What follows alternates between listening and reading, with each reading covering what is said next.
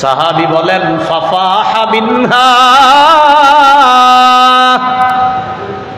আকারু রিহিল মিসকি ফাফাহা বিনহা মিসলু রিহিল মিসকি। নবীজির কুলির পানি কূপের মধ্যে লাগার পর কূপের পানি থেকে মেশক আম্বরের ঘ্রাণ বের হওয়া শুরু হয়ে যায়। আমাদের নবীজির গলা মুবারক এত সুন্দর ছিল, যেন একটা খোলা রূপার মধ্যে আল্লাহ তাআলা মণিমুক্তা বসায়া দিছে। যেন আমার হাবিবের গলাটা হলো মণিমুক্তা, শরীরটা হলো রূপা, এই মণিমুক্তাকে আল্লাহ রূপার মধ্যে বসায়া দিছে। সূরা সাবা থেকে একটি আয়াতে কারিমা তেলাওয়াত করেছি। আয়াতে আল্লাহ তাআলা রাসূলুল্লাহ সাল্লাল্লাহু আলাইহি ওয়াসাল্লামের শানে আল্লাহ বলেন, ওয়ামা আরসালনাকা ইল্লা কাফাতাল লিন-নাসি বাশীরাও ওয়া নাযীরা। নবী, আমি আপনাকে সমগ্র জাতির জন্য সুসংবাদদাতা এবং সতর্ককারী রূপে পাঠিয়েছি।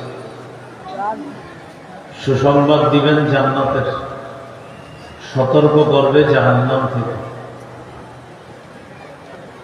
রাসূলুল্লাহ সাল্লাল্লাহু আলাইহি ওয়াসাল্লামের শ্রেষ্ঠত্বের মধ্যে এটা একটা অন্যতম শ্রেষ্ঠত্ব। গোটা জাতির জন্য আল্লাহ শেষ নবীকে নবী হিসাবে পাঠিয়েছেন। এই জন্য রাসূলুল্লাহ সাল্লাল্লাহু আলাইহি সাল্লাম বলেন, ইদা কানা ইয়াউমুল কিয়ামাহ, যেদিন কিয়ামত ঘটবে, কুনতু ইমামান নাবিয়্যিন, সমস্ত নবীদের ইমাম হব আমি নবী মুহাম্মদ সাল্লাল্লাহু আলাইহি সাল্লাম। ওয়া খতীবাহুম, আমি তাদের খতীব হব। ওয়া সাহিবা শাফাআতিহিম, আমি তাদের সুপারিশকারী হব। রাসূলুল্লাহ সাল্লাল্লাহু আলাইহি ওয়াসাল্লাম দুনিয়াতে আগমন করেছেন রবিউল আউয়াল মাসের বিশুদ্ধ বর্ণনা অনুযায়ী ৮ অথবা ৯ রবিউল আউয়াল, প্রসিদ্ধ বর্ণনা অনুযায়ী ১২ই রবিউল আউয়াল। বিশুদ্ধ বর্ণনা অনুযায়ী ৮ অথবা ৯ রবিউল আউয়াল, প্রসিদ্ধ বর্ণনা অনুযায়ী ১২ই রবিউল আউয়াল রাসূলুল্লাহ সাল্লাল্লাহু আলাইহি ওয়াসাল্লাম জন্মগ্রহণ করেছেন। যেদিন জন্মগ্রহণ করেছেন সেই দিন ছিল সোমবার। রাসূলুল্লাহ সাল্লাল্লাহু আলাইহি সাল্লামকে জিজ্ঞাসা করা হলো, সুইলা আন সাওমি ইয়াউমিল ইসনাইন, সোমবারের রোজা সম্পর্কে নবীর কাছে জানতে চাওয়া হলো। রাসূলুল্লাহ সাল্লাল্লাহু আলাইহি ওয়াসাল্লাম জবাব দিলেন, ইয়াউমুন বুলিতু ফীহি, সোমবার রোজা রাখার অন্যতম একটি কারণ হলো এটা এমন দিন যেই দিনে আমি জন্মগ্রহণ করেছি। হাদিস থেকে শিক্ষা, প্রতি সপ্তাহের সোমবারে রোজা রাখা। রাসূলুল্লাহ সাল্লাল্লাহু আলাইহি সাল্লামের জন্মদিনের আমল হলো প্রতি সপ্তাহে সোমবারে রোজা রাখা। এটা হলো জন্মদিনের আমল। রাসূলুল্লাহ সাল্লাল্লাহু আলাইহি সাল্লাম জন্মগ্রহণ করলেন। নবীজি বলেন, লি খামসাতুল আসমা, বুখারীর বর্ণনা, আমার বিখ্যাত ৫টি নাম আছে। আনা মুহাম্মদ, আমার নাম মুহাম্মদ, প্রশংসিত। আনা আহমদ, আমার নাম আহমদ, অধিক প্রশংসাকারী। আনাল মাহি আল্লাযী ইয়ামহুল্লাহু বিল কুফরা, আমার নাম মাহি। মাহি অর্থ যে মুছে দেয়, আমার মাধ্যমে আল্লাহ তাআলা সমস্ত কুফরকে মিটিয়ে দেয়। আনাল হাশির আল্লাযী ইহশারুন নাস আলা কাদামাই, আমার নাম হাশির। কিয়ামতের ময়দানে সর্বপ্রথম আমাকে উঠানো হবে কবর থেকে। অন্য হাদিসে আছে, আনা আউয়ালুন নাস তানশাক্কুল আরদু ইয়াউমাল কিয়ামাহ, কিয়ামতের ময়দানে সর্বপ্রথম আমার কবরটাই খোলা হবে। তো নবীজিকে উঠানোর পর এরপর সমস্ত মানুষকে সমবেত করা হবে। এই জন্য নবীজির নাম হাসির। নবীজির আরেকটা নাম হলো আকিব, সর্বশেষ আগমনকারী নবী। নবী সর্বশেষ, তারপরে আর কোন নবী হবে না, তিনি সর্বশেষ নবী। এটাই নবী বলেছেন, আনা খাতামুন নবিয়্যিন, আমি শেষ নবী। সহিহ বুখারীর বর্ণনা, রাসূলুল্লাহ সাল্লাল্লাহু আলাইহি সাল্লাম বলেন, ইন্না মাসালি ওয়া মাসালাল আমবিয়াই মিন ক্বাবলি কামাসালি রাজুলিন বানা বাইতা। আমার আর আমার পূর্ববর্তী নবীদের দৃষ্টান্ত হলো এমন এক ব্যক্তির মতো, যে ব্যক্তি একটি ঘর বানিয়েছে,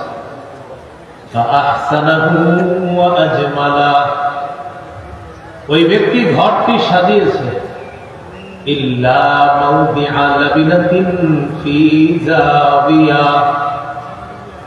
ঘরের কোনায় একটা ইটের জায়গা ফাঁকা রাখছে। এক ব্যক্তি একটি ঘর সাজিয়েছে, ঘর বানিয়েছে, ঘরটি সাজিয়েছে, অনেক সুন্দরভাবে সাজিয়েছে, ঘরের কোনায় একটা ইটের জায়গা ফাঁকা রাখছে। বলেন, ঘর কি সমাপ্ত না অসমাপ্ত?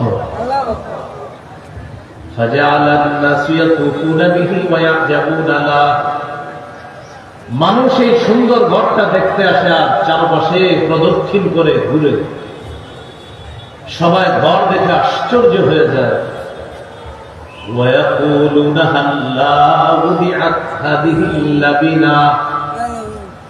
সবাই আশ্চর্য হয়ে বলতে থাকে, ঘরের কোনায় ইটের জায়গাটা ফাঁকা কেন? এই ইটটা কেন লাগানো হলো না? এক ব্যক্তি একটি ঘর বানিয়েছে, ঘরটি সাজিয়েছে, ঘরের কোনায় একটি ইটের জায়গা ফাঁকা। মানুষ ঘর দেখতে এসে চারপাশে ঘুরে আর আশ্চর্য হয়ে বলে, এই ঘরের কোনায় ইটের জায়গায় ইটটি কেন লাগানো হলো না? রাসূলুল্লাহ সাল্লাল্লাহু আলাইহি সাল্লাম বলেন, শোনো, যেই ইটের জায়গা পরিমাণ জায়গাটা বাকি আছে, একটা ইট লাগানো বাকি, আমি হলাম সেই ইট। আমার মাধ্যমে নবুয়ত নামক ঘরের দরজা আল্লাহ পাক রব্বুল আলামিন ওই ইটের জায়গাটাকে আমার মাধ্যমে পূরণ করে নবুয়তের ঘরের সৌন্দর্যের সমাপ্তন করে দিয়েছে। শেষে বলে, আনা খাতামুন নাবিয়্যিনা লা নাবিয়্যা বা'দি, আমি শেষ নবী, আমার পরে আর কোন নবী হবে না। তাহলে আমাদের নবী শেষ নবী, তারপরে আর কোন নবী হবে না। রাসূলুল্লাহ সাল্লাল্লাহু আলাইহি সাল্লাম দুনিয়াতে আসলেন। তিনি যখন আসলেন কেমন ছিল দেখতে? হাদিসের একটা কিতাব আছে, নাম আল জামিউস সগীর। এই কিতাবের 6452 নম্বর হাদিস। এই হাদিসের মধ্যে আছে, কানা রাসূলুল্লাহ সাল্লাল্লাহু আলাইহি ওয়াসাল্লাম আবিয়াদা কান্নামা সিগা মিন ফিদ্দা। রাসূলুল্লাহ সাল্লাল্লাহু আলাইহি ওয়াসাল্লাম এতটাই সুন্দর ছিলেন, দেখলে মনে হতো যেন তার দেহটা রূপা দিয়ে তৈরি করা। নবীজির দেহ এত সুন্দর করে তৈরি করা, মনে হতো এটা রূপা দিয়ে বানানো, এত সুন্দর। নবীজি সাল্লাল্লাহু আলাইহি সাল্লামের মাথা কেমন ছিল? তিরমিজির হাদিস 3637 নম্বর হাদিস, কানা রাসূলুল্লাহ সাল্লাল্লাহু আলাইহি ওয়াসাল্লাম দখমার রাস। রাসূলুল্লাহ সাল্লাল্লাহু আলাইহি সাল্লামের মাথা মুবারক একদম ছোট ছিল না, বরং যাদের মাথা ছোট, যেটা দেখতে সুন্দর না, এর চাইতে তুলনামূলক একটু বড় ছিল, দেখতে অসাধারণ সুন্দর লাগত। জাওয়াইদুল মুসনাদ একটা কিতাব আছে, এই কিতাবের 944 নম্বর হাদিস, কানা রাসূলুল্লাহ সাল্লাল্লাহু আলাইহি ওয়াসাল্লাম কাসীরা শারির রাস, নবীজির মাথার চুল মুবারক ছিল ঘন, চুলগুলা ছিল ঘন। এখন এই চুল কি লম্বা ছিল নাকি কোকড়ানো ছিল? এটা আমরা হাদিস থেকে জেনে নিই নবীজির চুল কেমন ছিল। হাদিসের কিতাব সহিহ মুসলিম, এই কিতাবের 2347 নম্বর হাদিস। মাদ্রাসার পাঠ্যপুস্তক অনুসারে মোট হাদিস সংখ্যা হবে 3033টা। হাদিসের বর্ণনাকারী আনাস ইবনে মালিক রাদিয়াল্লাহু তাআলা তিনি বলেন, লা বিল জাদিল কাতিফি ওয়ালা বিসসাবতি, রাসূলুল্লাহ সাল্লাল্লাহু আলাইহি সাল্লামের চুলগুলো একেবারে কোকড়ানো ছিল না, আবার একেবারে লম্বা ছিল না। তাহলে কেমন ছিল? এটা আমার আরেক হাদিস আছে, আল জামিউস সগীর হাদিসের কিতাব 6475 নম্বর হাদিস। এই হাদিসের বর্ণনাকারী আবু হুরায়রা রাদিয়াল্লাহু তাআলা তিনি বলেন, عن أبي هريرة رضي الله تعالى عنه قال كان رسول الله صلى الله عليه وسلم رجل الشعر, রাসূলুল্লাহ সাল্লাল্লাহু আলাইহি সাল্লামের চুল মুবারক ঈষৎ ঢেউ খেলানো ছিল। আমাদের চুল বাতাসে ঢেউ খেলে, আমাদের নবীজির চুল মুবারক বাতাস ছাড়াই দেখলে মনে হতো যেন ঢেউ খেলতেছে। ইনিন ফারাকাত হাকিকাতুহু ফারাকা ওয়া ইল্লা ফালা, মাথার চুল যদি অনায়াসে সিঁথি আসতো তাহলে তিনি সিঁথি কাটতেন, অন্যথায় সিঁথি কাটতেন না। সহিহ মুসলিমের বর্ণনা 2344 নম্বর হাদিস। কওমি মাদ্রাসার পাঠ্যপুস্তক অনুসারে মোট হাদিসের সংখ্যা হবে 3033টা। এই হাদিসের মধ্যে আছে হাদিস শামিল মুকদ্দাম রাসিহি ওয়া লিহিয়াতিহি, নবীজির মাথার সামনের চুল মুবারকের কয়েকটা সাদা হয়ে গেছে আর সামনের দাড়ি কয়েকটা সাদা হয়েছে। কানা ইদা দাহানা লাম ইয়াতাবাইয়ান, নবীজি যদি চুলগুলা চিরুনি করতেন, চুল আশ্রাইতেন, তাহলে ওই সাদা চুলগুলা দেখা যাইত না। তেল দিয়ে যদি সুন্দরভাবে রাখতেন তাহলে চুল সাদা অংশ দেখা যাইত না। ওয়াকানা ইদা শাইতা রাসুহু তাবাইয়ানা, আর যদি চুলের মধ্যে তেল দেওয়া না থাকতো, চুলগুলা যদি আশ্রানো ছাড়া থাকতো, একটু এলোমেলো থাকতো, তাহলে সাদা চুল দেখা যাইত। এই এলোমেলো মানে আবার এমন না যে আমগো চুল এলোমেলো মানে দেখতে কেমন জানেন। আমাদের নবীর চুল আছড়ানো এক সুন্দর, তেল দেওয়া এক সুন্দর, তেল দেওয়া না আরেক সুন্দর, চুল আছড়ানো এক সুন্দর, চুল আছড়ানো না আরেক সুন্দর, তিনি ঘুমায় এক সুন্দর, নাক ডাকে এক সুন্দর, নাক ডাকে না তো আরেক সুন্দর। আমার হাবিবের যা কিছু সব সুন্দর আর সুন্দর। রাসূলুল্লাহ সাল্লাল্লাহু আলাইহি সাল্লামের চুল মুবারকের বর্ণনা। এখন চুলগুলা কত বড় ছিল? ওলামা হযরত ছাড়া অন্য যারা আছেন, আমার সহপাঠী ছাত্র ভাই এবং আমার বয়সও কম যারা, আমার সাথে একটু বলেন, আপনারা বলেন লিম্মা জুম্মা লিম্মা জুম্মা। রাসূলুল্লাহ সাল্লাল্লাহু আলাইহি সাল্লামের এই হলো 3 ধরনের চুলের বর্ণনা। সহিহ মুসলিমের বর্ণনা 2338 নম্বর হাদিস। এই হাদিসের বর্ণনাকারী আনাস ইবনে মালিক। 3 ধরনের চুলের পদ্ধতি, তিনটার বর্ণনাকারী আনাস ইবনে মালিক রাদিয়াল্লাহু তাআলা। প্রশ্ন এসে যায়, তিনি কেন চুলের বর্ণনা দিচ্ছেন বারবার? উত্তর হলো, আনাস রাদিয়াল্লাহু তাআলা রাসূলুল্লাহ সাল্লাল্লাহু আলাইহি সাল্লামের 10 বছর খেদমত করেছেন। এই জন্য নবীজির চুল মুবারক, কান মুবারক, চোখ নাক মুবারক ইত্যাদির বর্ণনাগুলা অন্যদের চাইতে হযরত আনাস রাদিয়াল্লাহু তাআলা আনহু বেশি দিতে পারতেন, কারণ তিনি নবীজির কাছাকাছি ছিলেন। তো সহিহ মুসলিমের বর্ণনা 2338 নম্বর হাদিস। এই হাদিসের মধ্যে কানা শা'রু রাসূলিল্লাহ সাল্লাল্লাহু আলাইহি ওয়াসাল্লাম ইলা আনসাফি উযুনাইহি। রাসূলুল্লাহ সাল্লাল্লাহু আলাইহি সাল্লামের চুল মুবারক অর্ধ কান পর্যন্ত লম্বা হতো, আর এটা কানের লতি পর্যন্ত প্রলম্বিত হতো। এটাকে বলা হয় ওয়াফরা। নবীজির চুল মুবারক এই কানের অর্ধ পর্যন্ত, যেটা লতি পর্যন্ত প্রলম্বিত হতো, এটা বলা হয় ওয়াফরা। কি বলা হয়? ওয়াফরা। সহিহ বুখারীর বর্ণনা 5905 নম্বর হাদিস। এই হাদিসের বর্ণনাকারীও আনাস ইবনু মালিক। এটা হলো দ্বিতীয় প্রকার চুলের বর্ণনা, যেটা আমরা শিখেছি একটু আগে, লিম্মা। এই হাদিসের মধ্যে আছে কানা শা'রু রাসূলিল্লাহি সাল্লাল্লাহু আলাইহি ওয়াসাল্লাম বাইনা উযুনাইহি ওয়া আতিকিহি। রাসূলুল্লাহ সাল্লাল্লাহু আলাইহি সাল্লামের চুল মুবারক দুই কান এবং দুই কাঁধের মাঝামাঝি পর্যন্ত লম্বা। দুই কান এবং দুই কাঁধের মাঝামাঝি পর্যন্ত কখনো লম্বা হতো, এটাকে বলা হয় লিম্মা। কি বলা হয়? তাহলে বলেন তো, কানের ইয়া পর্যন্ত লম্বা, এটাকে জানি কি বলা হয়? ওয়াফরা। আর কান এবং কাঁধের মাঝামাঝি পর্যন্ত লম্বা, এটাকে কি বলা হয়? লিম্মা।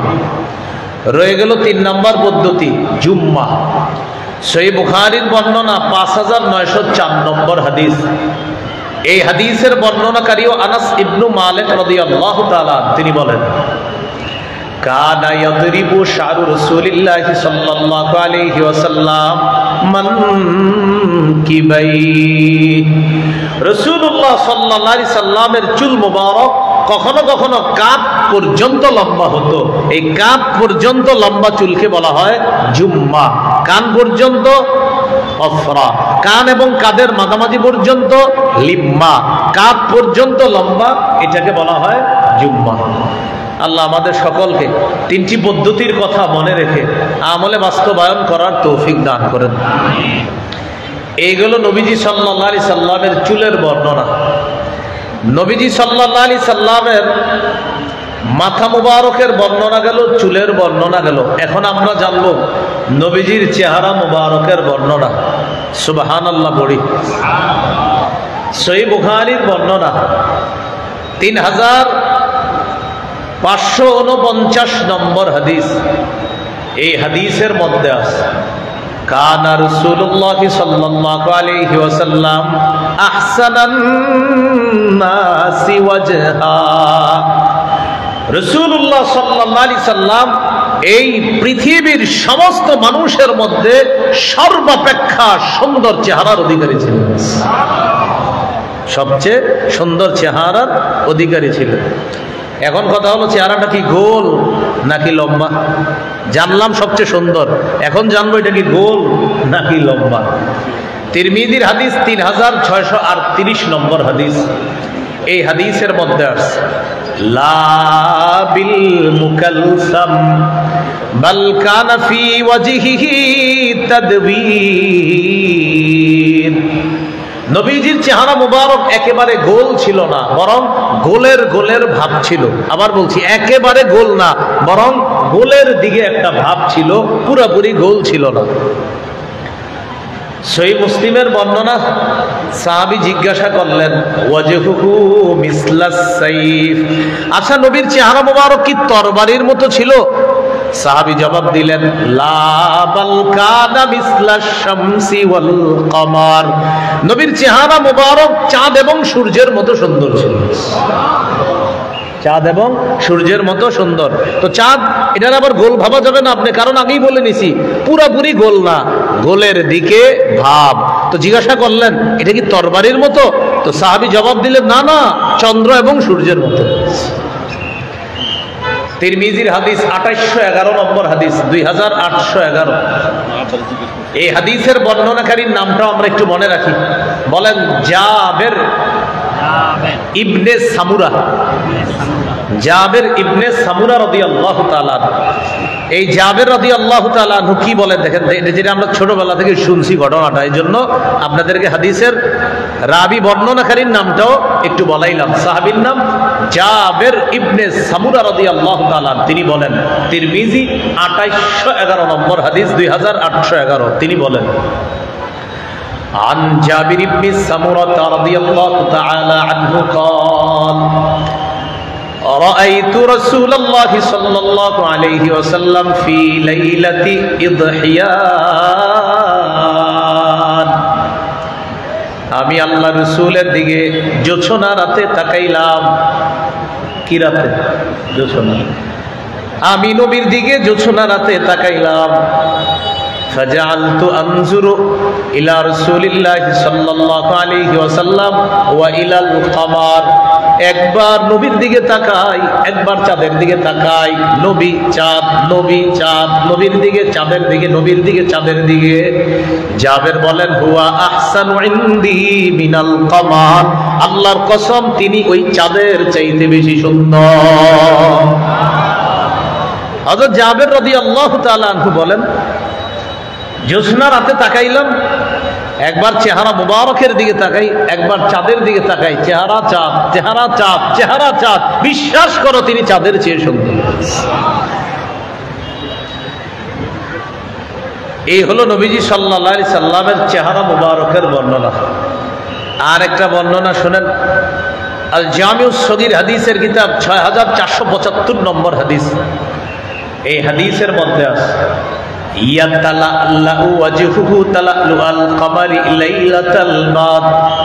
পূর্ণিমার চাঁদের রাতের চাঁদটা, পূর্ণিমার রাতের চাঁদটা যেমন সুন্দর, নবী আমাদের মাঝে যখন থাকতেন মনে হতো যেন আকাশের পূর্ণিমার চাঁদ আমাদের সামনে বসে আছে। এই হলো রাসূল সাল্লাল্লাহু আলাইহি সাল্লামের চেহারা মুবারকের বর্ণনা। চেহারার মধ্যে কপাল আছে, ভুরু আছে, চোখ আছে, নাক আছে, দাঁত আছে, মুখ আছে, গাল আছে, দাড়ি আছে। সুবহানাল্লাহ। সবগুলা বর্ণনা শোনার প্রয়োজন আসেনি? কপাল থেকে শুরু করে নিচের দিকে যাই আমরা। কানা রাসূলুল্লাহ সাল্লাল্লাহু আলাইহি ওয়াসাল্লাম ওয়াসিআল জাবিন, নবীজির কপালটা ছিল চওড়া। সুবহানাল্লাহ। কপাল ছিল কি? চওড়া। আজাজ্জাল হাওয়াজিবি, ভুরু মুবারক দুইটা ছিল ঘন।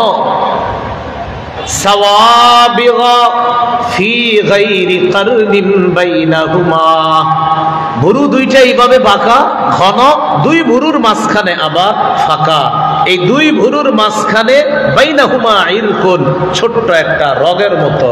ইউদিররুহুল গাদাব, রাগ করলে রাগে নবীজির এই দুই ভুরুর মাঝের ছোট্ট একটা রগ, নবীজির রাগ ওই রগটাকে ফুলিয়ে দিয়ে এই জায়গার সৌন্দর্যতা আরো বাড়ায় দেয়।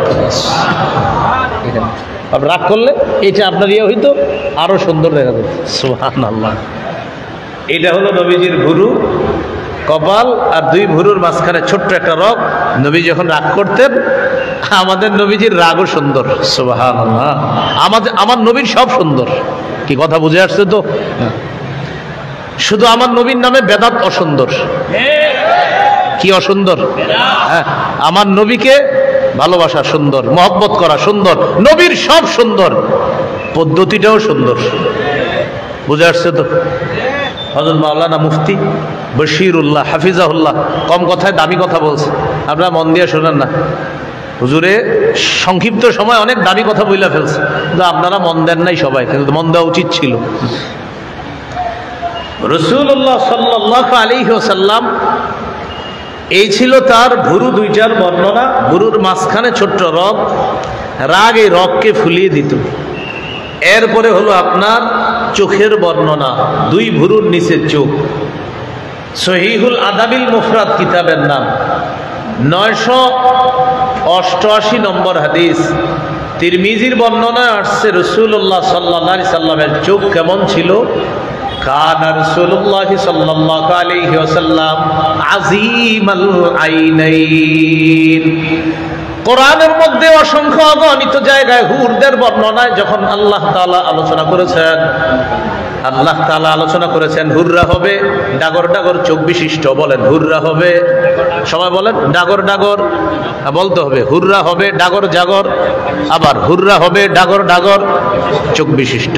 কানা রাসূলুল্লাহ সাল্লাল্লাহু আলাইহি ওয়াসাল্লাম আযীমাল আইনাইন, আল্লাহর নবী দুনিয়াতেই ডাগর ডাগর চোখ বিশিষ্টের অধিকারী ছিলেন। হুররা হবে ডাগর ডাগর চোখ বিশিষ্ট। আমার নবীর চোখগুলো ছিল ডাগর ডাগর চোখ। সুবহানাল্লাহ। কারো দিকে তাকাবে তো আমার নবীর চোখের প্রেমে পড়তে সে বাধ্য। এই হলো চোখের বর্ণনা। আদআজাল আইনাইন, চোখের ভিতরে যে মনি আছে এটা ছিল কালো, ওই যে মাঝখানে যেটা কালো ছিল। আশকালাল আইনাইন, আর ওই কালোর পাশে যে সাদা অংশটা ওটার মধ্যে একটা লালিমা লালিমা ভাব, মাঝে কালো পাশ দিয়ে লালিমা ভাব, চোখের সৌন্দর্য দর্শকের সামনে আরো ফুটিয়ে তুলত। তাহলে ডাগর ডাগর, আবার মাঝখানে কালো, আবার পাশে হালকা লালিমা লালিমা ভাব, এইভাবে যারা দেখতেন তাদের কাছে আল্লাহর হাবিবের চোখের সৌন্দর্যতা ফুটে উঠত। আসলে আমি বর্ণনা করছি, আপনারা শুনতেছেন, আসলে নবী যে কত সুন্দর ছিল যারা দেখছে তারা শুধু বলতে পারে। মাঝে একটা কথা মনে আসছে, বলে ফেলি আপনার। বারা ইবনে আযিব রাদিয়াল্লাহু তাআলা আনহুর বর্ণনা, মুসনাদে আহমদের এই লম্বা হাদিস, আবু দাউদেরও লম্বা হাদিস। বারা ইবনে আযিব রাদিয়াল্লাহু তাআলা আনহু বলেন, একদিন নবীজির সাথে এক জানাজায় রওনা করলাম, কবরস্থানের সামনে গিয়ে নবীজি বসে রইছে। তো নবীজি বসলেন, আমরাও বসে গেছি। বসার পর আমরা সবাই নবীজির দিকে তাকায় রয়েছি। নবীজি নিচের দিকে এইভাবে লাঠি দিয়ে মাটির মধ্যে আঁকাআঁকি করতেছে, আমরা নবীর দিকে তাকায় রয়েছি। দেখেন সাহাবী কি বলে, কয় এমন ভাবে তাকায় আছি আমরা সবাই, কান্না আলা রুউসিনা আত-তাইর, যেন আমাদের মাথার উপরে পাখি বসা। এর মানে এমন একজনকে আমরা দেখতেছি, পাখি আইসা বসলেও পাখির কোনো সমস্যা হবে না, ও সুন্দরভাবে বইসা আরাম নিয়ে আবার এখান থেকে চলে যাবে, আমরা বুঝতে পারবো না, কারণ এমন একজনকে দেখতেছি। কান্না আলা রুউসিনা আত-তাইর, আহারে যদি দেখতাম, হ্যাঁ স্বপ্নেও যদি দেখা যাইত।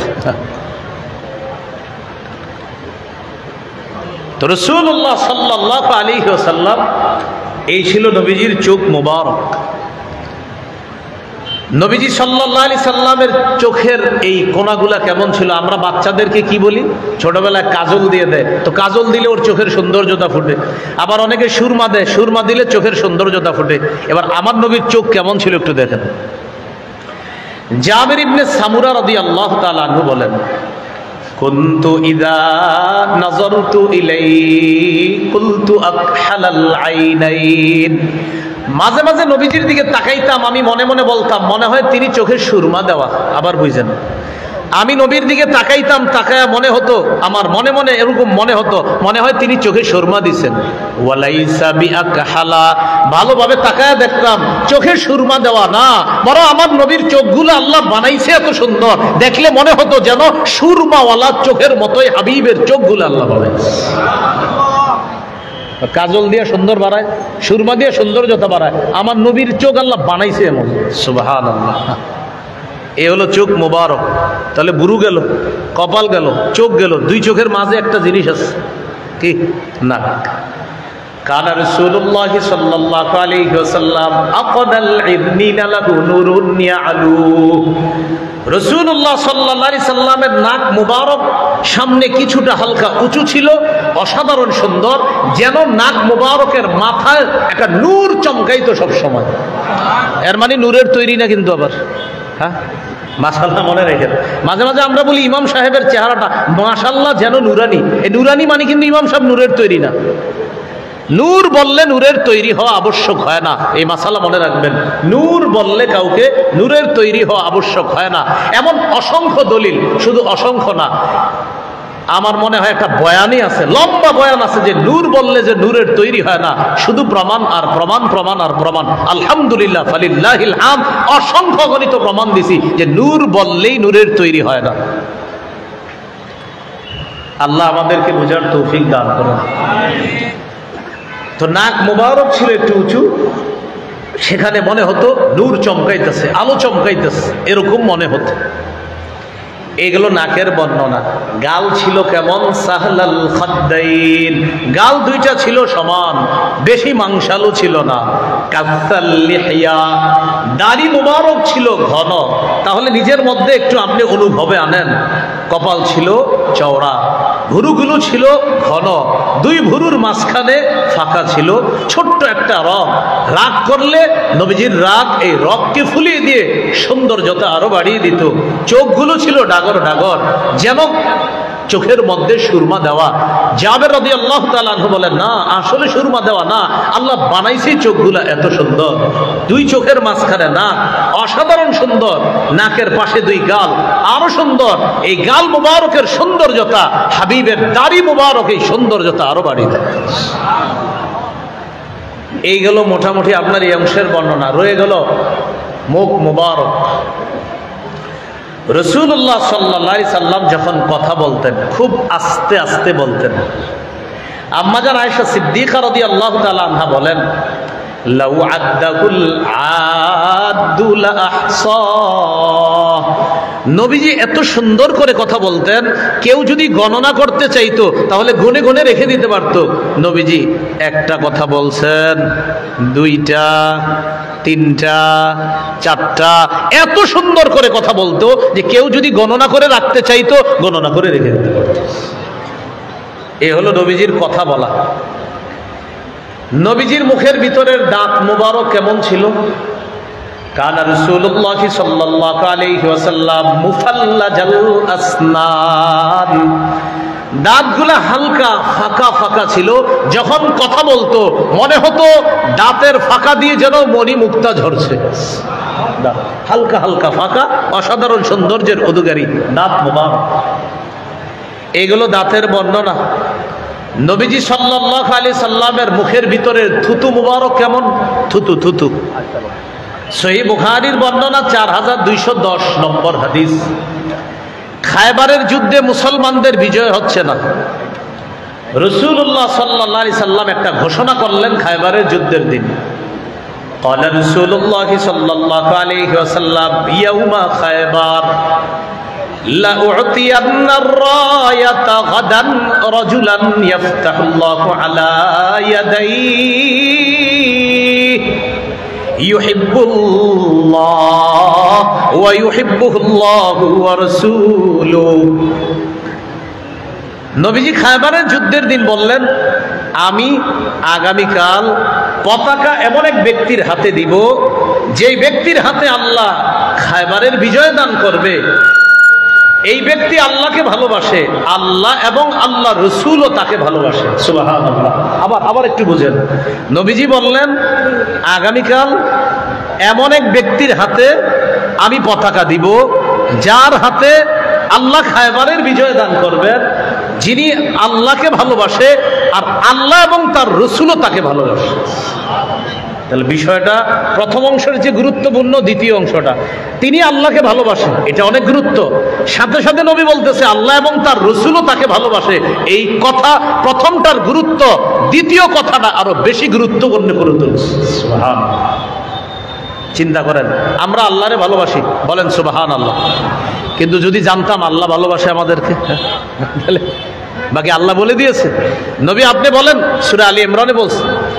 আমাদের আবরার ভাই ওই বিষয়ে আলোচনা করছে। আবরার ভাই, মুফতি বশিরুল্লাহ সাহেবের আলোচনা থেকে আমি বুঝলাম যে আবরার ভাই মহব্বত নিয়ে আলোচনা করছে নবীজি সাল্লাল্লাহু আলাইহি সাল্লামের। তো নবীজির ভালোবাসা আমরা যদি চাই, তো আল্লাহ বলতেছেন যদি তোমরা আল্লাহকে ভালোবাসো তাহলে আমি নবীর অনুসরণ করো। নবী আপনি বলেন আপনার উম্মত যদি আপনার অনুসরণ করে, আমি আল্লাহ তাদেরকে ভালোবাসবো। আমরা ভালোবাসতে চাই কাকে? বলেন আল্লাহকে। বলেন তো আল্লাহকে ভালোবাসতে চাইলে কার অনুসরণ করা লাগবে? নবী। আর নবীর অনুসরণ করলে ঘোষণা আমাদেরকে কে ভালোবাসবে? সুবহানাল্লাহ। প্রথম কথা যতটা গুরুত্বপূর্ণ, পরেরটা আরো বেশি গুরুত্বপূর্ণ, যে নবীরে মহব্বত করলে আল্লাহ বলে আমি তোমাদেরকে ভালোবাসবো। সুবহানাল্লাহ। তাহলে আগামীকাল পতাকা দিব এমন এক ব্যক্তির হাতে, যার হাতে আল্লাহ খায়বার বিজয় দান করবেন। ফাবাতান নাসু ইয়াদুকুনা লাইলাতাহুম আইয়ুহুম ইউতাহা। সাহাবীরা সবাই রাতের বেলা জল্পনা কল্পনায় রাত কাটায় দিতেছে, কেউ ঘুমায় না। আমার দিকে তাকাইলে বুঝবেন বিষয়টা, সবাই একটু এদিকে তাকান। সাহাবীরা রাতের বেলা জল্পনা কল্পনায় কাটাই দিতেছে। কুল্লুহুম ইয়ারজু, প্রত্যেকে আশাবাদী, ইউতাহা, প্রত্যেকে আশাবাদী পতাকাটা আমাকে দিবে। জল্পনা কল্পনা কারে বলে দেখেন? কারে জান দেয়? আমারে? না না, মনে হয় তারে, না ওমকরে, না আবু বকর সিদ্দিককে, না ওমরকে, না নবী তো একজনকে বলছে, তাহলে একজনটা কে? আমি না তো, না আমি মনে হবো ইনশাল্লাহ, না আমি না ওমকে। এটারে কয় জল্পনা কল্পনা, না জানি আমি। নবী তো একজন বলছে, এতজনের মাঝে কি নবী সাল্লাল্লাহু আলাইহি সাল্লাম একজন বলছে, এতজনের মাঝে সে একজন কি আমি? এরকম জল্পনায় সারা রাত সাহাবীরা কাটাই দিচ্ছে। পরের দিন রাসূল সাল্লাল্লাহু আলাইহি সাল্লামের সামনে সবাই আসছে। আসার পর সবাই কামনা করে, ইস আমার নামটা ঘোষণা করুক। নবীজি বললেন, আইনা আলী ইবনু আবি তালেব, আচ্ছা আলী কোথায়? তোমাদের মাঝে আলী কোথায়? সুবহানাল্লাহ। মজার ব্যাপার, যাকে পতাকা দিবে তার কোনো জল্পনাও ছিল না, কল্পনাও ছিল না। তিনি এই বিষয়ে রাতের বেলা কোনো জল্পনা কল্পনা করে নাই, করেছে সবাই, কিন্তু যাকে দিবে তিনি অসুস্থ। সাহাবীরা জবাব দিলেন, হুয়া ইয়াশতাকি আইনাইহি ইয়া রাসূলুল্লাহ, হুজুর আলীর চোখে তো অসুস্থ, সে চোখের রোগে আক্রান্ত। ফাআরসালু ইলাইহি, লোক পাঠাইছে হযরত আলীর কাছে, আলীকে নিয়ে আসো আমার কাছে। আলী রাদিয়াল্লাহু তাআলা আনহুকে আল্লাহ রাসূলের কাছে আনা হলো। আনার পর ফাবাসাতা রাসূলুল্লাহ সাল্লাল্লাহু আলাইহি ওয়াসাল্লাম ফি আইনাইহি, আল্লাহ নবী হযরত আলী রাদিয়াল্লাহু তাআলা আনহুর চোখের মধ্যে থুতু মুবারক লাগায়া দিছে। সাহাবী সাহল ইবনে সাদ আস-সাঈদী বলেন, ফাবারাআ কান্নাহু লাম ইয়াকুন বিহি ওয়াজউন, নবীজির থুতু মুবারক লাগার পর আলীর চোখের দিকে তাকায় আমরা, আমাদের মনে হলো এই দুই চোখে কোনোদিন কখনো সমস্যা হয় নাই, অসুস্থতা হয় নাই। নবীর চোখের থুতু মুবারক লাগার পর মনে হলো এই চোখ কোনোদিনও রোগাক্রান্ত হয় নাই। এ হলো নবীর থুতু মুবারকের বর্ণনা। নবীজির কুলি কেমন ছিল? কুলি চিনি তো আমরা, এটাকে কি বলে? কুলি। মুসনাদে আহমদ হাদিসের কিতাব 18,838 নম্বর হাদিস।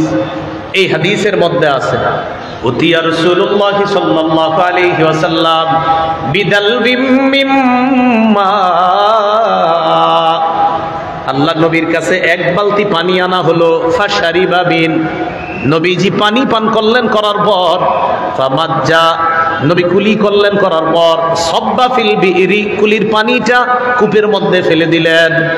এক বালতি পানি আনা হলো, নবীজি পানি পান করলেন, পানি পান করার পর নবীজি পানি মুখে নিলেন, নিয়ে কি করলেন? কুলি করলেন। কুলির পানিটা বালতির মধ্যে ফেললেন অথবা কূপের মধ্যে ফেললেন। সাহাবী বলেন, ফাফাহা বিনহা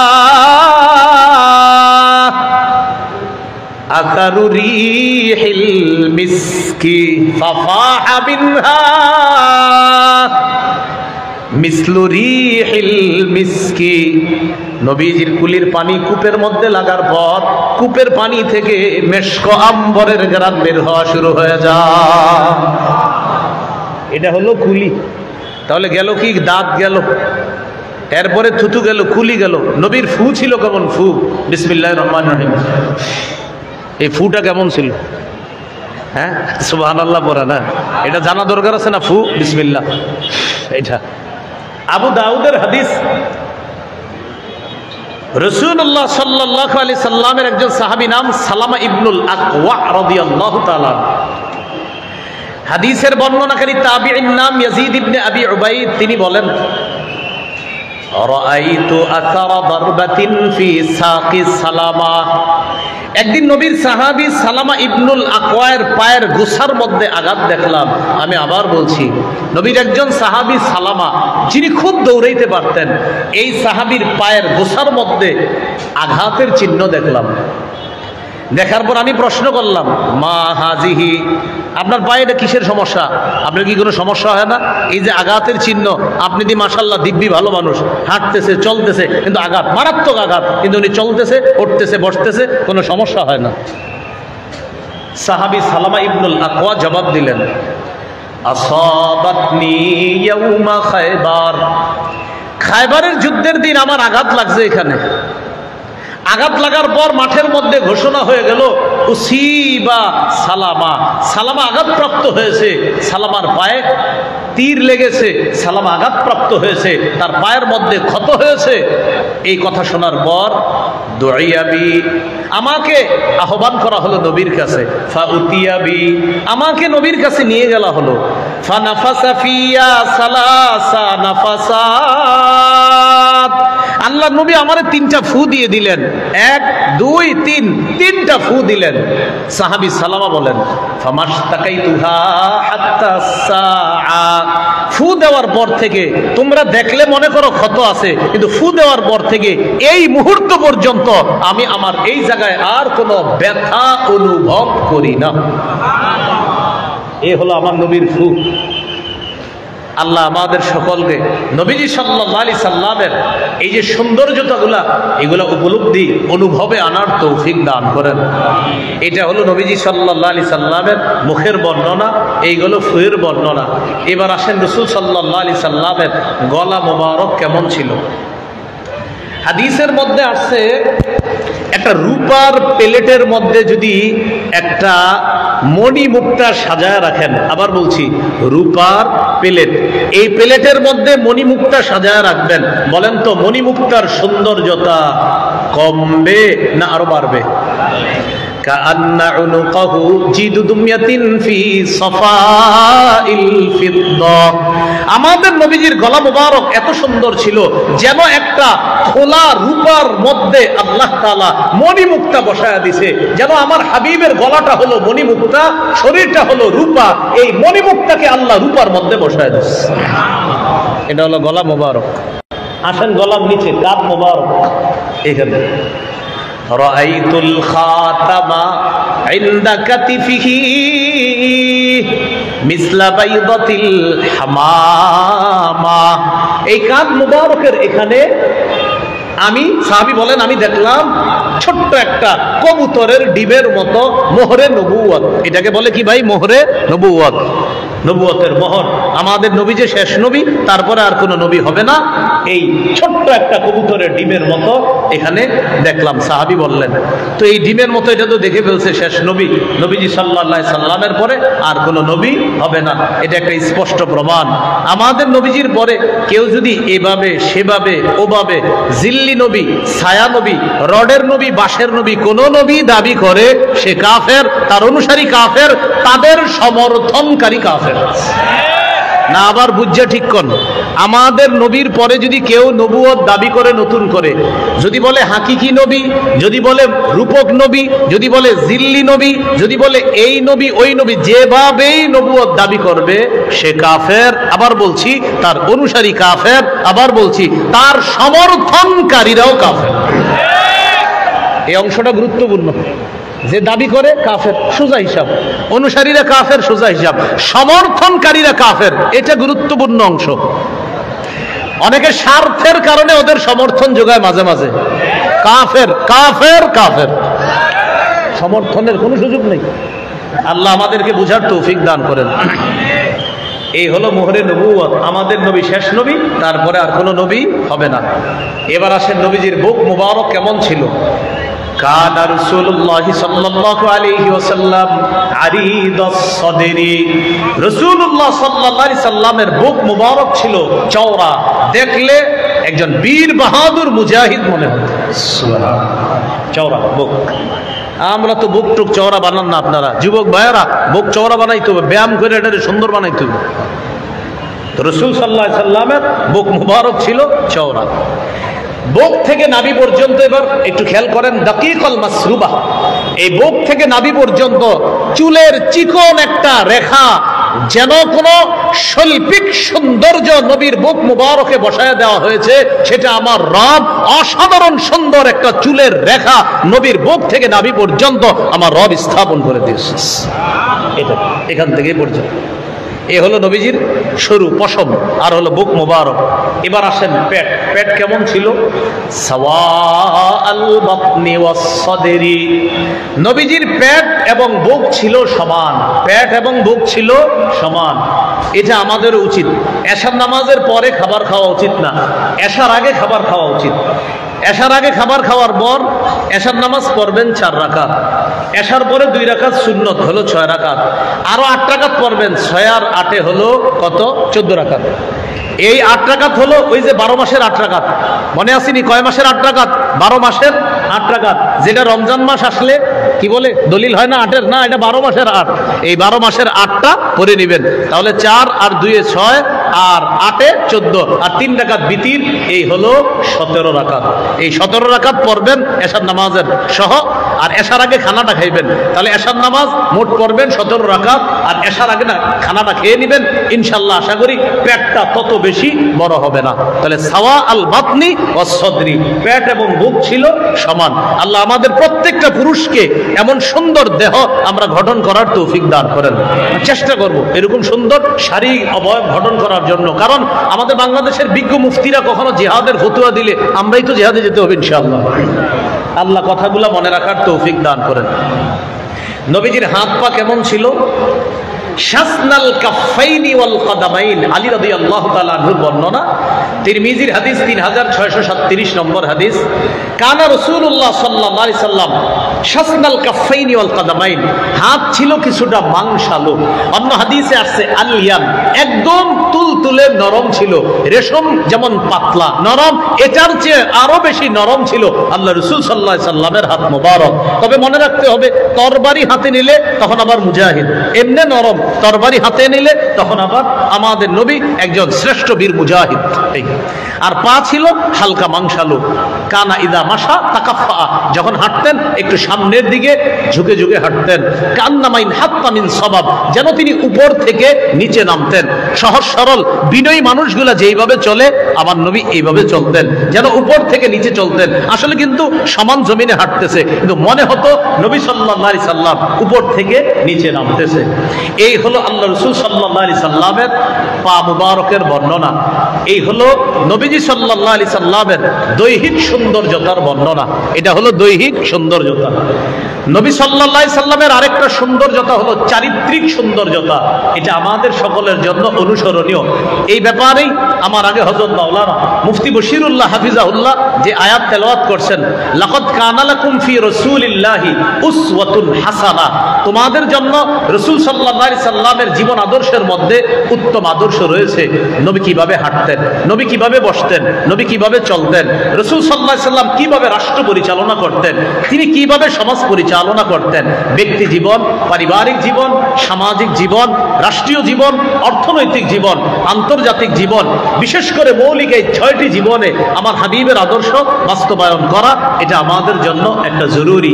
আবার বলছি, ব্যক্তি জীবন, পারিবারিক জীবন, সামাজিক জীবন, অর্থনৈতিক জীবন, রাষ্ট্রীয় জীবন, আন্তর্জাতিক জীবন, এই সব ক্ষেত্রে আল্লাহ রাসূলের আদর্শ আমরা বাস্তবায়ন করার চেষ্টা করব। তাহলে দুটি সৌন্দর্যতা আমরা মাথায় রাখবো, একটা হলো দৈহিক সৌন্দর্যতা আর একটা চারিত্রিক সৌন্দর্যতা। সর্বশেষ কথা, উভয় সৌন্দর্যতায় আমার নবী সবচেয়ে শ্রেষ্ঠ সুন্দর ছিলেন। আল্লাহ আমাদের সকলকে সিরাত সুরত বিষয়গুলা বুঝে শুনে সিরাতকে অনুসরণ অনুকরণ করার তৌফিক দান করেন। সুবহানাল্লাহি ওয়া বিহামদিহি, সুবহানাকাল্লাহুম্মা ওয়া বিহামদিক, আশহাদু আল্লা ইলাহা ইল্লা আনতা, আস্তাগফিরুকা ওয়া আতুবু ইলাইক। আশা করছি আমরা ইনশাআল্লাহ বৃষ্টি থেমে যাবে ইনশাআল্লাহ। এজন্য আল্লামা জুনায়েদ আল হাবিব হাফিজাহুল্লাহ হযরত চলে আসছেন, মাওলানা হাফিজুর রহমান সিদ্দিক সাহেবও চলে আসছেন। আমরা কেউ উঠাউঠি করব না ইনশাআল্লাহ। সিরাত সম্মেলন সবাই চায়নি, সিরাত সম্মেলন সবাই চান তো ইনশাআল্লাহ? হাত তুলি, সবাই হাত তুলি ইনশাআল্লাহ। সিরাত সম্মেলন চাইবে না কোনো মুসলমান তো না চাইতে পারে না, সবাই তো চাবে এটা। সিরাত তো সবার, বলেন সিরাত সবার, তো সবাই চাবেন। তাহলে আমরা ইনশাআল্লাহ সহযোগিতা করবো তো ইনশাআল্লাহ। দোয়া, অর্থ, শ্রম, পরামর্শ, মেধা দিয়ে এই আহলুস সুন্নাত ওয়াল জামাত ওলামায়ে হযরতদেরকে আমরা সহযোগিতা করব।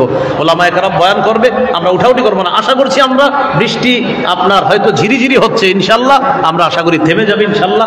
আল্লাহ যদি চান, আল্লাহ থামিয়ে দিতে পারেন, তো আমরা একটু ধৈর্য ধারণ করি। এখন এমন বৃষ্টি শুরু হয় নাই যে বৃষ্টিতে উঠাউঠি করবেন, আমরা একটু ধৈর্য ধারণ করি। আসসালামু আলাইকুম ওয়া রাহমাতুল্লাহি ওয়া বারাকাতুহু।